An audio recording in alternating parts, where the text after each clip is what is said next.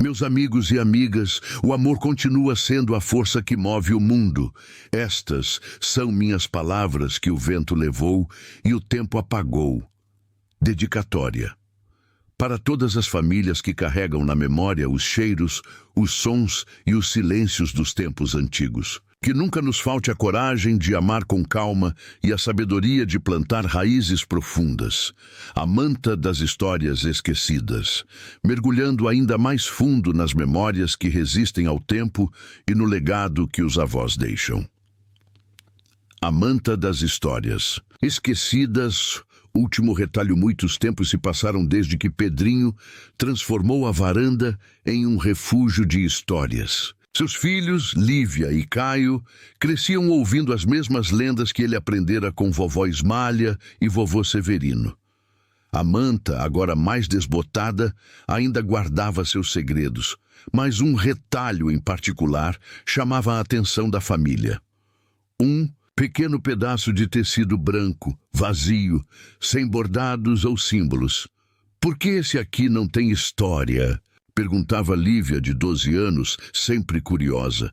Pedrinho sorria. Porque é o último retalho. Ele espera por alguém que ainda não contou sua própria história.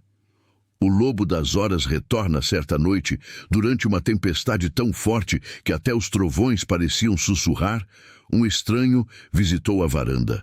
Usava um sobretudo preto e luvas de couro, e seus olhos brilhavam como relógios parados.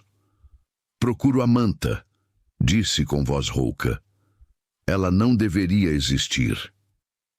Pedrinho reconheceu imediatamente o intruso.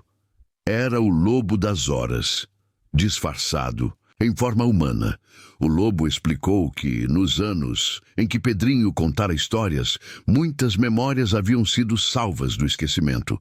Isso enfraquecera seu poder, pois ele sobrevivia do vazio deixado pelas histórias perdidas. Devolva a manta, exigiu, ou eu roubarei todas as lembranças que ela guarda. Pedrinho negou-se, mas o lobo lançou uma maldição. A manta começaria a desfazer-se, retalho por retalho, e as histórias nelas presas desapareceriam para sempre. A corrida contra o tempo naquela noite. Lívia e Caio viram, assustados, os retalhos começarem a desaparecer. A teia de aranha sumiu, levando consigo a história do primeiro encontro de vovó e vovô. A folha de louro apagou-se, apagando a viagem de Pedrinho ao mundo dos sonhos. Precisamos reativar o último retalho, disse Pedrinho desesperado. Só assim a manta será completa novamente. Mas como? O retalho exigia uma história nova, ainda não contada. Lívia então teve uma ideia. E se a história for a nossa? A sua, o vovô, a vovó e até o lobo? Pedrinho hesitou. Contar sua própria história significava revelar segredos que nunca compartilhara.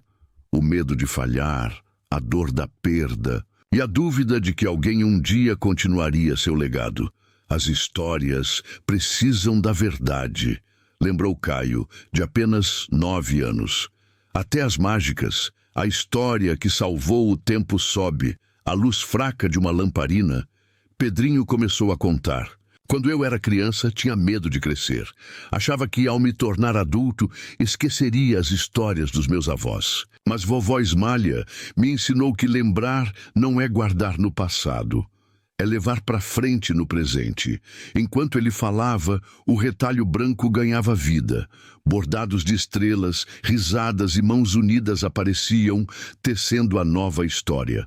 O lobo rugiu, tentando interromper, mas a manta brilhou tão forte que o expulsou da varanda. Quando o último ponto foi fechado, a manta estava restaurada. O lobo havia sumido, e o céu, antes cinza, brilhava com as estrelas mais uma vez. O legado continua. Anos depois, Lívia e Caio tornaram-se contadores de histórias. A varanda, agora com cadeiras novas e um balanço a mais, recebia crianças de todas as idades. A manta, porém, permanecia no centro, com um novo retalho vazio, esperando pela próxima geração. E se você estiver lendo esta história, talvez seja porque você é o próximo a contar. E você? Quantas histórias seus avós compartilharam, que ainda estão vivas em você? Quantas vezes, ao ouvir uma música antiga ou ver uma foto desbotada, você sentiu um aperto no coração, como se uma parte deles ainda estivesse perto? As histórias não precisam de magia para existir, precisam de você. No tempo antigo, sobre a luz de lamparina, história que com o passar dos tempos ficou no esquecimento da humanidade deve revivê-lo, lembrando histórias antigas. Isso está relacionado ao tema das memórias perdidas e à importância de contar histórias. Final. A luz da lâmpada retorna quando a comunidade se lembra de seu passado, enfatizando que manter as histórias vivas preserva o patrimônio. A lâmpada da alma do mundo. No tempo em que os rios cantavam para as estrelas e as árvores sussurravam segredos aos ventos, existia uma aldeia chamada Vila da Cinza. Lamparina de cristal pende diziam que aquela lamparina não era apenas uma fonte de luz. Era a alma do mundo, um recipiente, o último guardião da luz. História começa com Marcelina, uma seu Baltazar e Dona Amélia. Na noite de seu aniversário, Marcelina perguntou enquanto admirava a lamparina pela janela: "Vovô, por que a luz dela está tão fraca?"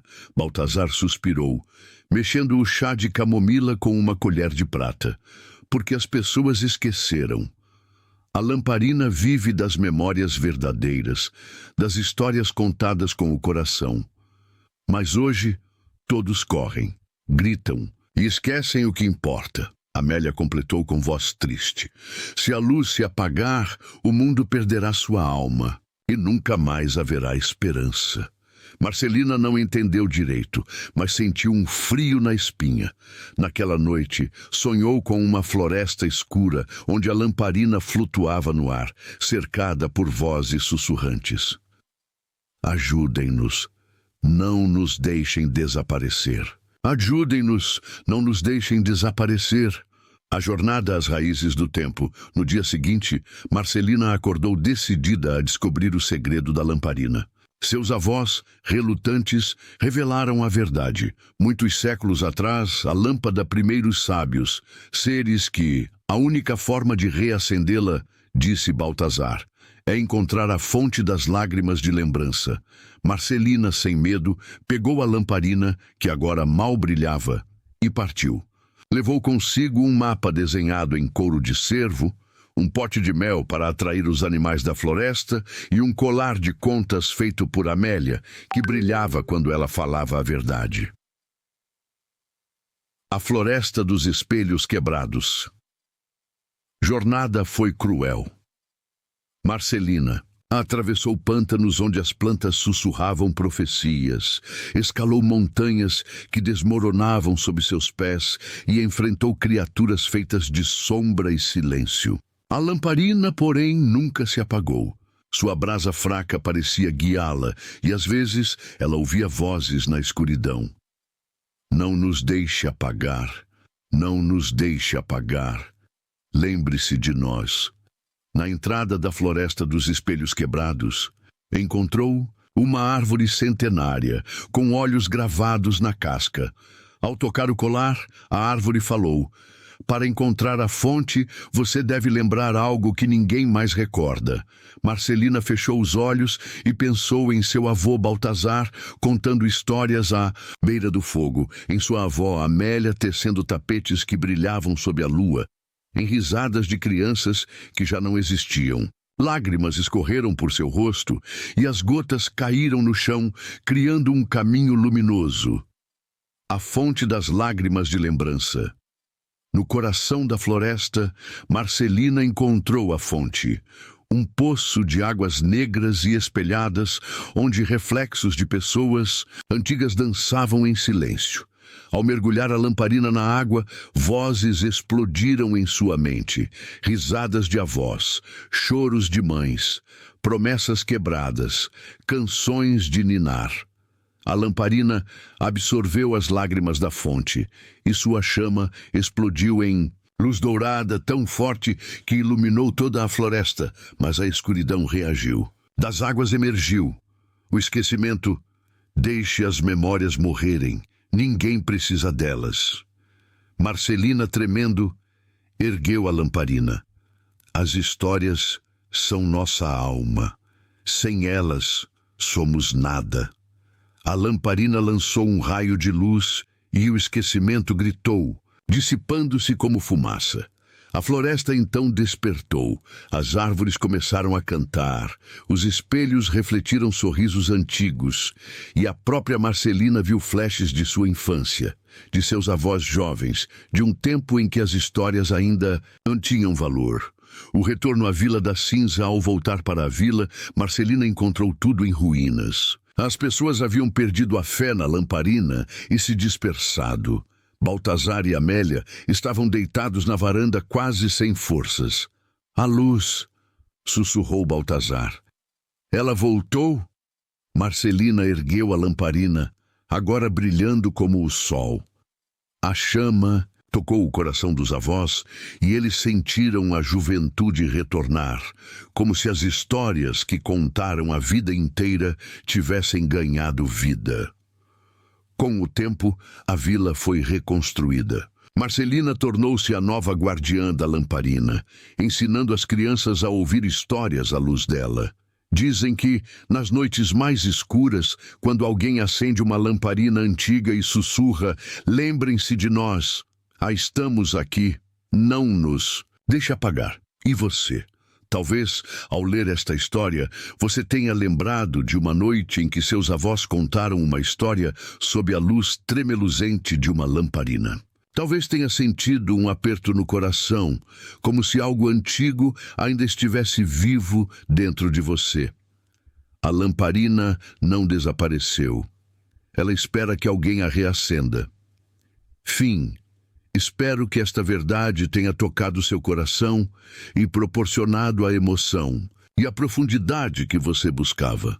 Um abraço, muito obrigado e até breve.